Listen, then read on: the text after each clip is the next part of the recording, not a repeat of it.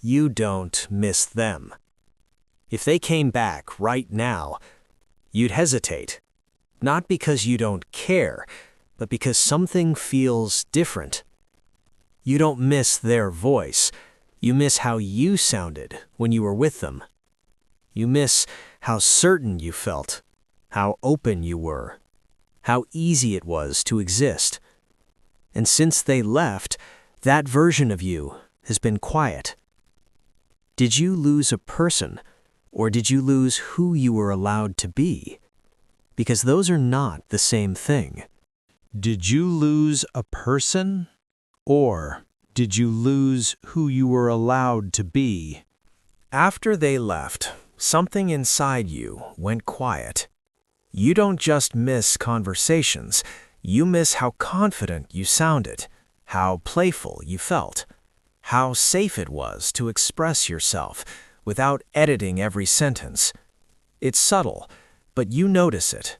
You're more reserved now, more careful, a little smaller, and you think, I just miss them. But that's not the whole story. There's a concept in psychology called self-expansion theory. It suggests that when we fall in love, we don't just connect to another person, we expand. Their traits become part of our identity. Their interests blend with ours. Their world becomes our world. Without realizing it, your brain starts to experience them as part of you, not metaphorically, neurologically. When they grow, you feel like you're growing. When they see you differently, you begin to see yourself differently.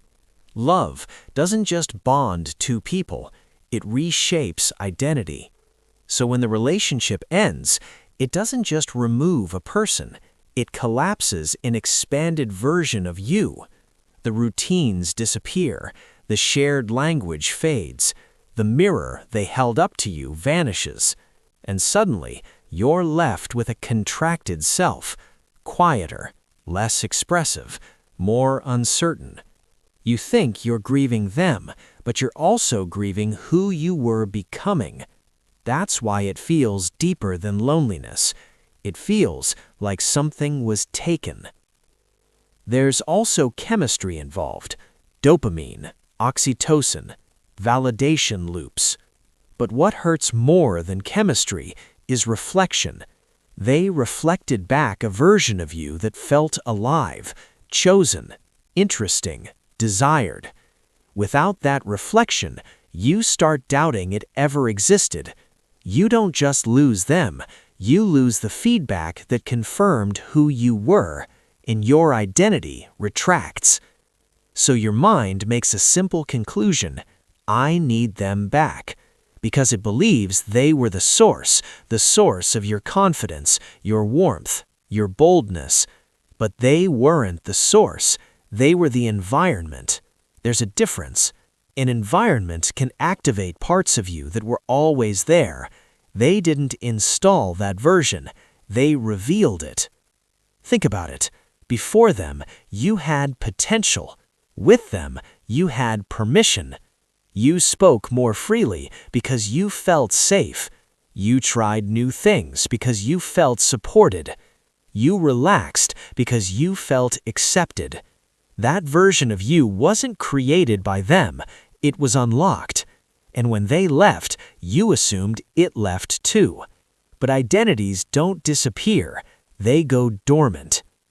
Here's the shift. You don't need the same person to feel that way again. You need expansion. Expansion can come from new environments, new challenges, new connections, new risks, but most importantly, from giving yourself the same permission you once received externally. Permission to be open, to be expressive, to take up space. You don't need someone choosing you to feel chosen. Ask yourself, what traits did I love about who I was? Confidence, playfulness, curiosity, emotional depth. Now ask something harder. Were those traits ever truly dependent on one person? Or were they always waiting for safety? Maybe the relationship didn't define you. Maybe it just gave you a mirror. And when the mirror left, you mistook the reflection for the source. So if they walked back into your life today, would you want them, or would you want who you were? Don't chase the person. Rebuild the expansion. Because the version you miss isn't gone. It's still you. It just needs a new environment to breathe in. And this time, let that environment be something you choose. Fade out.